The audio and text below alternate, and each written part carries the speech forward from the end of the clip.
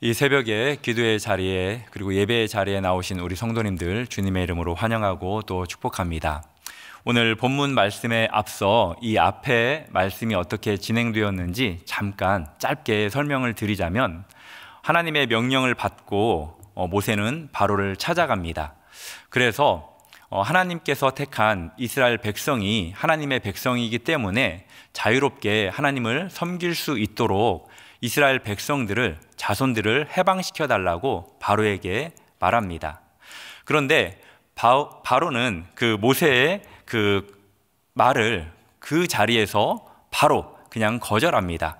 그래서 그 모세와 바로의 어떤 면에서는 협상이라고도 말할 수 있는데, 이 협상이 쉽게 결렬되고 맙니다.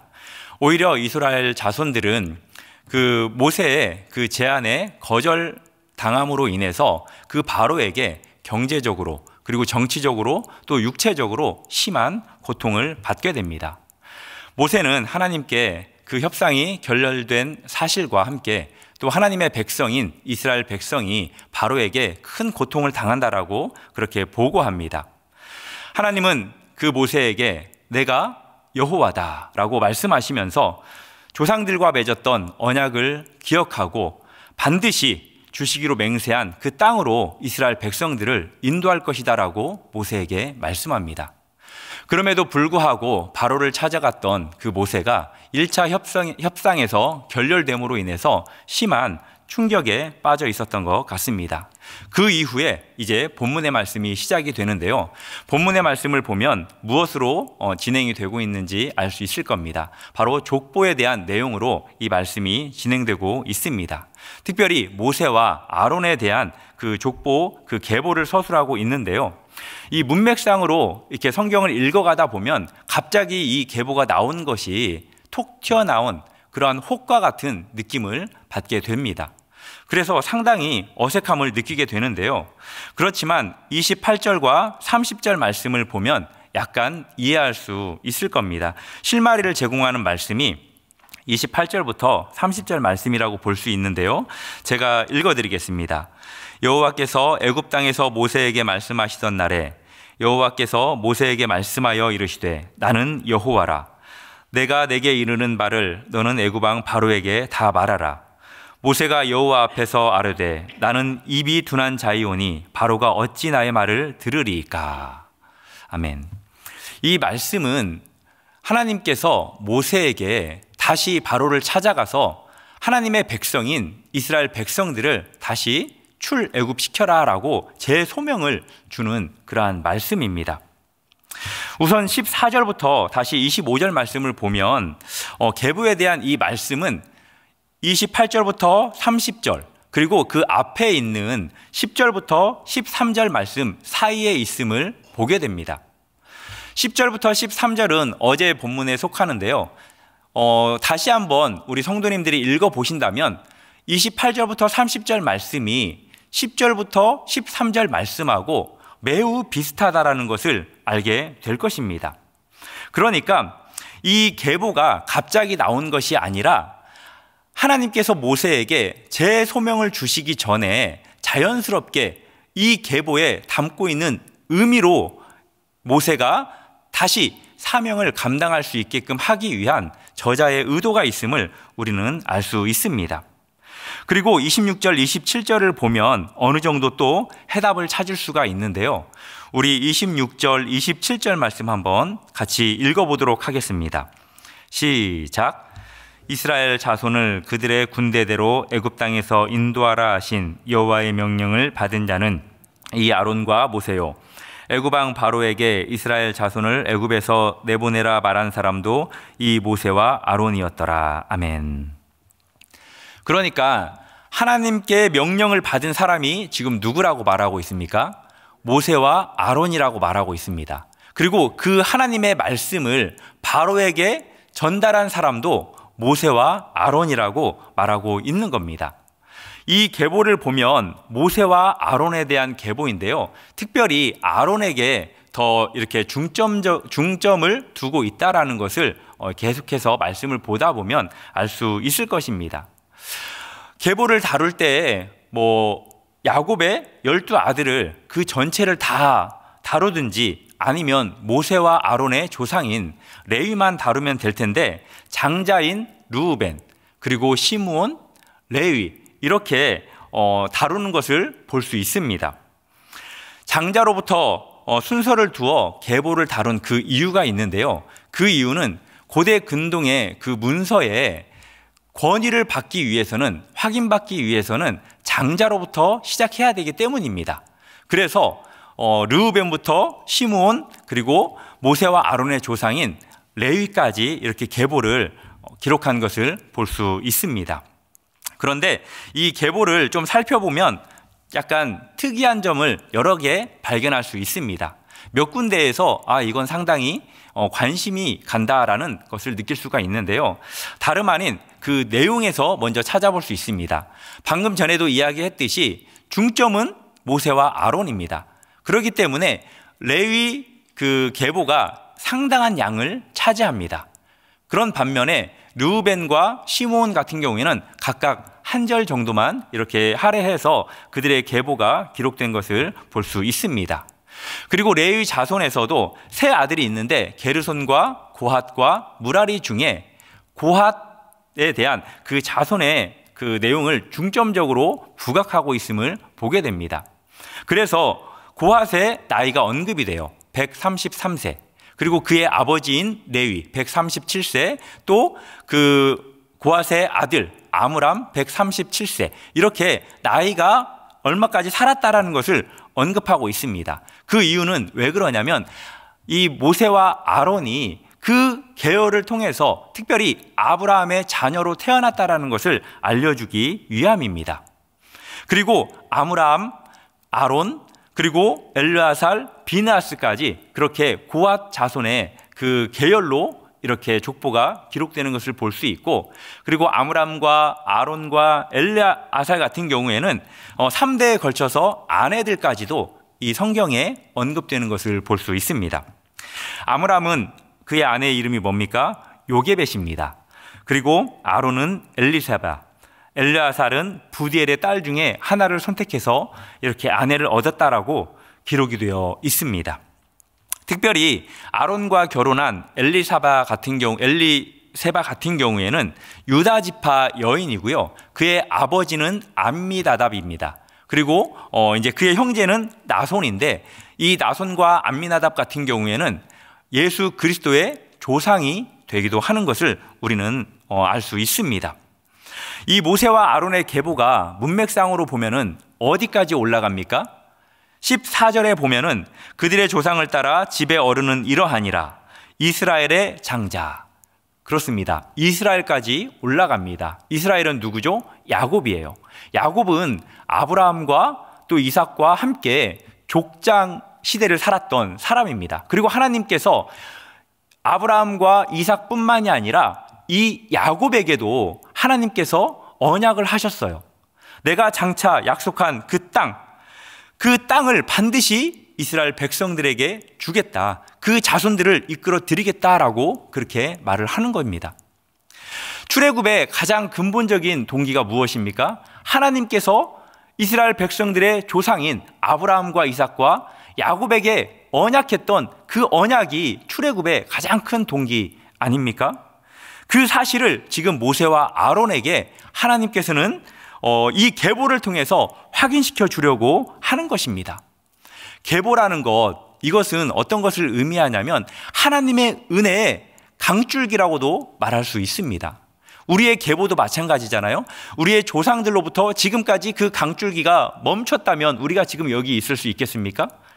그 강줄기는 계속 흘러왔듯이 하나님께서 선택한 그 백성, 하나님의 그 백성들의 그 계보가 계속해서 흘러내려오고 있다는 겁니다. 그것은 쉽게 말하면 하나님의 은혜가 멈추지 않고 흘러가고 있다는 겁니다. 그 은혜는 앞으로도 계속 흘러갈 것을 의미하고 있는 거죠.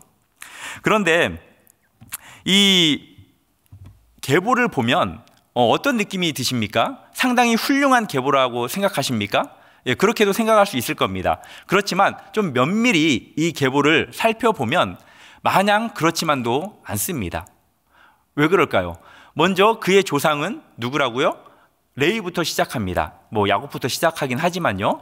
레위는 어떤 사람이었습니까? 시므온과 함께 세겜 사람들을 잔인하게 진멸시켰던 잔혹한 사람이었습니다. 그리고 특별히 이 모세와 아론의 아버지 아므람 같은 경우에는 누구와 결혼을 했는지 아세요? 그의 아내가 요게벳이라고 나와 있죠. 그런데 그 요게벳은 실질적으로 이 아므람에게는 고무벌이 되는 거예요. 있을 수 없는 결혼을 한 겁니다. 바로 그의 자녀가 지금 모세와 아론입니다. 이 계보를 통해서 하나님께서 지금 말씀하시고 싶은 건 무엇이냐면 내가 너희들을 선택했다라는 겁니다. 내가 모세 너를 선택했다라는 거예요. 어떤 처지와 환경이 계보가 중요한 것이 아니라 내가 너희들을 선택했고 그리고 너희들은 나의 도구에 불과하다. 그리고 출애굽을 시키는 전적인 그 역사는 내가 한다라는 것을 그렇게 알려주기 위해서 이렇게 계보를 통해서 이야기하고 있는 것입니다. 이 모세는 맨 처음에 바로를 찾아가서 그 협상이 결렬되고 낙심하고 있었어요. 그런데 다시 한번 하나님은 그 언약을 상기시키시고 하나님께서 반드시 이루실 것을 깨닫게 하심과 동시에 그 너의 연약함과 부족함, 그건 아무것도 아니다.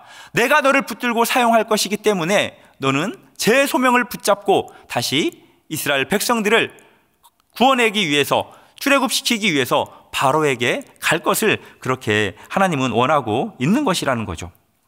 사랑하는 성도 여러분, 우리도 마찬가지라고 생각합니다.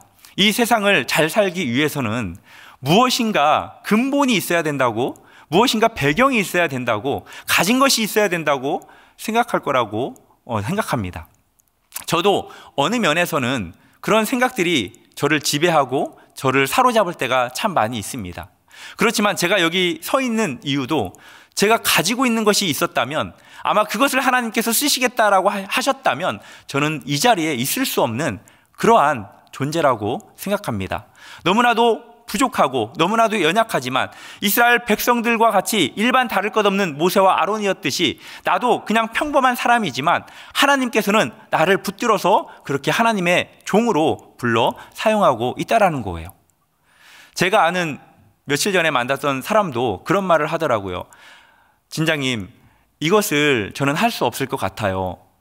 왜 그러십니까? 그 이유가 뭐라고 생각해요? 그랬더니 집안도 이렇고 또 나의 학력도 이렇고 또 나의 상황도 이렇기 때문에 못할 것 같다라고 말합니다. 이게 보편적으로 말하는 우리의 그러한 생각에 대한 말이에요.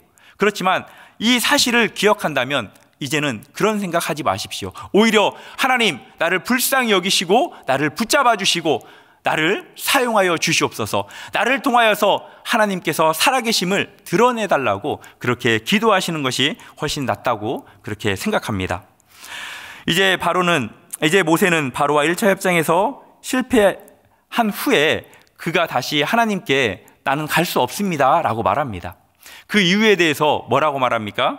30절에 보면은 자신이 입이 둔한 자이기 때문에 그렇다라고 말합니다. 바로를 설득할 자신이 없었기 때문이었겠죠. 특별히 정치력을 발휘해야 하는 그러한 상황 속에서 모세가 염려하는 것은 말주변이었습니다. 이스라엘 백성들조차도 자신들의 말을 듣지 않는 그러한 상황 속에서 막강한 군대를 가지고 있었던 그 바로를 어떻게 자신이 설득할 수 있겠냐는 그러한 염려가 그에게는 있었습니다. 하나님께서 그런 모세에게 어떤 처방전을 내리는지 한번 말씀을 보겠습니다. 우리 7장 1절 말씀 한번 볼까요? 같이 한번 읽어보겠습니다. 시작. 여호와께서 모세에게 이르시되 볼지어다 내가 너를 바로에게 신같이 되게 하였은즉 내 형 아론은 내 대언자가 되리니. 이전에는 하나님께서 모세에게 아론에게 하나님 같은 존재로 만들어 주셨어요.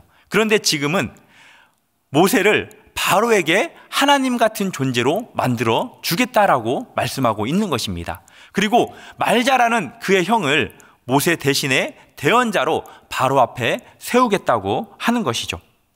하나님은 어떤 내용을 가지고 이제 모세에게 그 바로에게 나아갈 것을 말씀하냐면 그 말씀이 2절부터 5절에 있는 말씀입니다. 이스라엘 자손을 그 땅에서 보내게 할 것이다. 그리고 내가 바로의 마음을 완악하게 하고 내 표징과 내 이적을 애굽 땅에서 많이 행할 것이나 그때에도 바로는 말을 듣지 않을 것이다. 내 손을 애굽에 뻗쳐 여러 큰 시판을 내리고 내 군대, 내 백성 이스라엘 자손을 그 땅에서 인도하여 낼 때에 그때에야 애굽 사람이 나를 비로소 여호와인 줄 알게 될 것이다 라는 그 말씀을 가지고 바로에게 나아갈 것을 이제 하나님께서는 명령합니다. 그리고 그 말씀을 모세와 아론이 바로에게 전했다라고 이야기를 하고 있습니다. 그 말씀이 이제 6절부터 7절의 말씀인데요. 이 말씀을 통해서 우리가 깨달아야 될 것이 있습니다. 방금 전에도 이야기했듯이 이 모든 일을 이루시는 분이 다름 아닌 모세와 아론이 아니라는 거예요. 이 모든 일을 이루시는 분은 여호와 하나님이라는 것입니다. 하나님께서는 모세의 그 진실함이나 아론의 달변을 이렇게 사람들이, 이스라엘 백성들이 알기를 원한 것이 아닙니다. 그리고 그것을 통해서 하나님을 알기를 원하지 않으셨어요. 하나님께서는 자신의 그 권능을 체험을 통하여서 모든 사람들과 이스라엘 백성들이 자신을 여호와 하나님이라는 것을 알기를 원하셨다라는 것입니다. 사랑하는 성도 여러분, 우리가 여기에서 알아야 될 것은 하나님이 어떤 분인지를 아는 것입니다. 출애굽기에 보면은 하나님께서 자신을 알게 하겠다라는 말씀을 많이 하십니다. 대략 10회 정도 사용이 되는데요. 내가 여호와인 줄 너희가 알리라. 하나님께서 이 출애굽 기사를 통해서 베푸신 많은 기적과 이사, 이것도 궁극적으로는 하나님이 어떠한 분이신가를 알게 하기 위함이고요. 그리고 모세를 통해서 하나님께서 말씀하심도 하나님을 알게 하심이고, 또 율법을 주신 것도, 또 계시를 통해 말씀하신 것도, 이스라엘 중에 거하시는 것도, 성막을 통해서 하나님께서 그곳에 임재하시는 것도, 모든 것들이 하나님을 알게 하기 위함이라는 것입니다. 사랑하는 성도 여러분, 여기에서 하나님을 안다라는 것은 단순히 그냥 하나님의 어떠한 분인가를 그냥 지식적으로 아는 것을 말하는 것이 아닙니다. 하나님을 아는 것은 그분의 말씀과 뜻에 순종하며 살아가는 것을 전제로 한다라는 거예요. 즉, 이 하나님을 아는 것은 다름 아닌 하나님과 우리와 관계를 의미합니다. 그냥 단순한 지식을 말하는 것이 아니라 관계를 의미해요. 사무엘서를 보면은 엘리의 제사장들이 이 성막에서 여호와께 제사를 드리잖아요. 그때 제대로 제사를 드리지 않습니다. 홈리와 비느하스가 하나님께서 원하는 방법으로 제사를 드리지 않고 자기 마음대로 제사를 드려서 결국 어떻게 됩니까? 크게 범죄한 후에 하나님의 벌을 받아 죽게 됩니다. 그때 어떻게 그들의 그 죄를 말하고 있습니까? 그들이 여호와를 알지 못했기 때문이다라고 그렇게 말하고 있습니다. 신약 성경에 보면 가이사랴 빌립보에서 이제 베드로의 고백을 잘 알고 있을 겁니다. 많은 사람들은 예수님을 세례 요한이다, 아니 엘리야다, 아니 어쩌면 에레미야다, 아니면 또 다른 선지자다라고 그렇게 고백했지만 베드로의 고백은 어땠습니까? 주는 그리스도시요 살아계신 하나님의 아들이다라고 그렇게 고백했습니다. 그때 예수님께서는 그 베드로에게 뭐라고 말씀했습니까? 우리 마태복음 16장 17절 말씀 한번 볼까요? 네, 준비가 안 됐으면 제가 읽어드리겠습니다. 바요나 시모나, 내가 복이 있도다. 이를 내게 알게 하신 이는 혈육이 아니요 하늘에 계신 내 아버지시니라. 아멘. 사랑하는 성도 여러분, 우리 성도님들은 하나님을 어떻게 알고 계십니까? 예수 그리스도를, 성령님을 어떻게 알고 계십니까? 분명히 이 자리에 계신 분들은 하나님에 대해서 지식적으로 알 뿐만이 아니라 관계적으로도 하나님을 잘 알고 있을 거라고 믿습니다. 하나님을 아는 사람들, 하나님을 믿는 우리들은 우리 스스로가 하나님을 안 것이 아니라 하나님께서 우리를 하나님을 알게 하셨다라는 그 사실을 믿으시기를 바랍니다. 그리고 우리가 이제는 이 예배를 마치고 세상으로 이제 나아가게 되는데, 세상 속에서 우리 혼자 하나님께서 내버려 두시지 않고 반드시 우리와 함께 하시겠다라고 말씀하셨습니다. 그 하나님이 임마누엘 하나님이시고 오늘만 함께 하시는 것이 아니라 영원히 우리와 함께 하시겠다라고 그렇게 약속하셨습니다.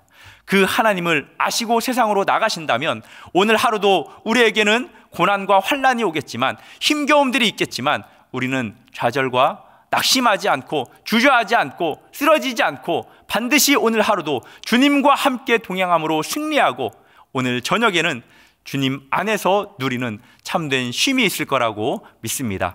이 말씀 기억하시고 오늘 하루도 주님을 아는 그 지식과 동행하심으로 승리하는 저와 우리 성도님들 되기를 주님의 이름으로 축복합니다.